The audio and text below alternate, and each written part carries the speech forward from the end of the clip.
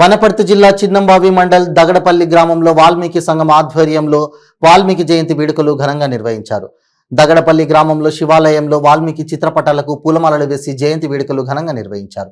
ఈ సందర్భంగా వాల్మీకి సంఘం నాయకులు మాట్లాడుతూ మహర్షి వాల్మీకి జీవితం మానవాళికి ఆదర్శమని, కుటుంబ పోషణ కోసం వేటగాడుగా ఉన్న వాల్మీకి దొంగగా మారి దారి దోపిడీలు చేశారని, ఆ తర్వాత నారద మహాముని దివ్యోపదేశంతో కొన్ని సంవత్సరాలుగా ధ్యానంలో ఉన్నారని అన్నారు.